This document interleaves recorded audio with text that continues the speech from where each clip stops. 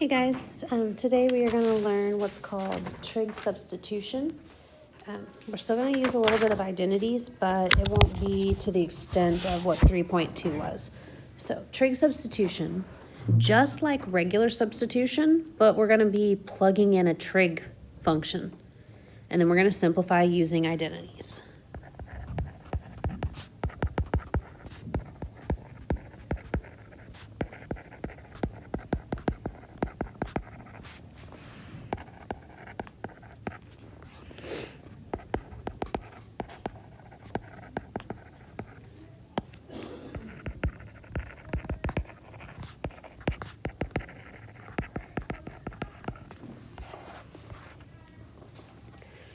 Okay, so just like regular substitution, just with trig identities or trig functions, and we're going to simplify using our identities.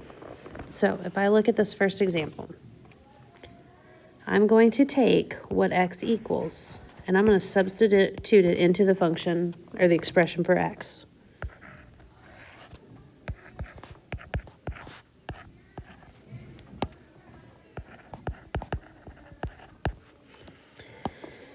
Now,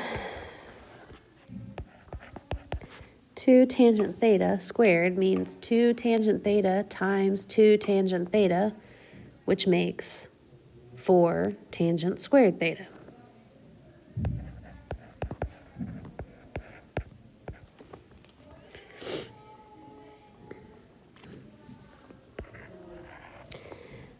Both terms underneath this root share a 4. I cannot take the square root yet because of that plus sign. So I have to try and manipulate this to get rid of that addition in the middle. So I see that they have a 4 in common. I'm going to factor a 4 out from 4 plus 4 tangent squared to make 1 plus tangent squared theta. Now, I see 1 tangent squared theta, or 1 plus tangent squared theta. That's an identity. 1 plus tangent squared is equal to secant squared. So I'm going to replace or substitute what 1 plus tangent squared equals into this function. Expression, I should say. Now I can take the square root because I no longer have an addition sign. What squared makes 4 secant squared? That would be 2 secant.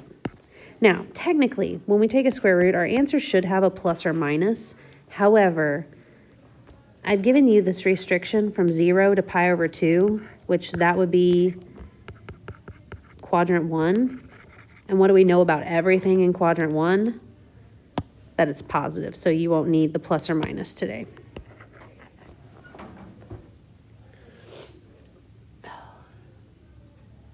Okay, so now let's look at the next example. It's the exact same concept. We're going to take what x equals and we're going to plug it into that expression for x.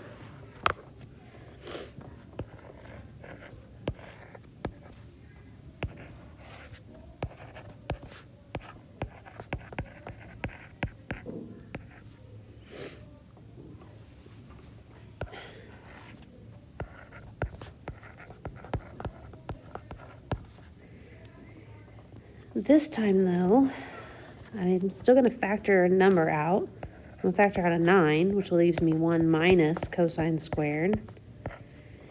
I have an identity that's got a 1 and a cosine squared in it, but that doesn't match. My identity says sine squared plus cosine squared equals 1. And that's not what I have over here. I have 1 minus cosine squared. So if I subtract cosine squared from both sides of my identity,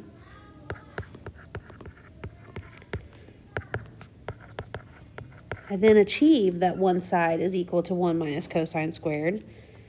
So that allows me to substitute in sine squared. Now I can take the square root. Again, I'm restricting you to quadrant 1, so we know our answer will be positive and not the negative.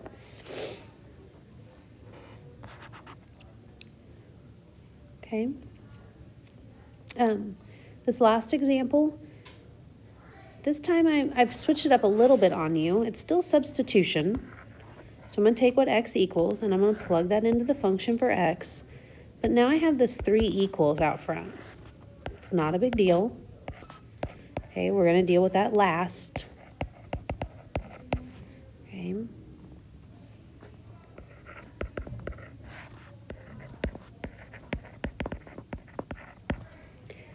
So other than the equals 3, this work is all very similar to what I just did on the last example.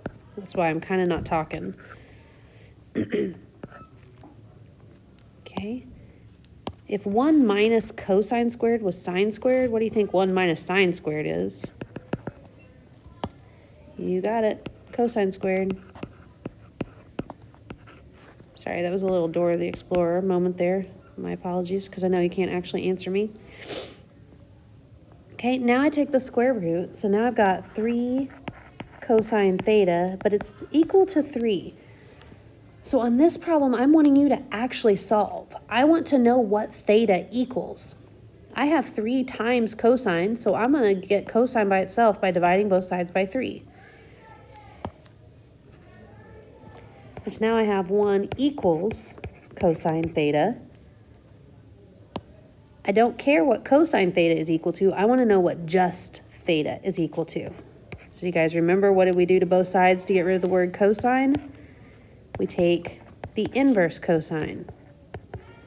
Because inverse cosine and cosine cancel, leaving me with theta is equal to the inverse cosine of 1. And this is when we asked ourselves, when does cosine equal 1? So we have to think about our unit circle. Sorry, not going away. Here at 0, the coordinate is 1, 0. Hey, there's cosine. So when does cosine equal 1? It equals 1 when theta is at 0. Okay. Give the homework a try. If you get stuck, as always, feel free to email me or send me a message on Canvas, and I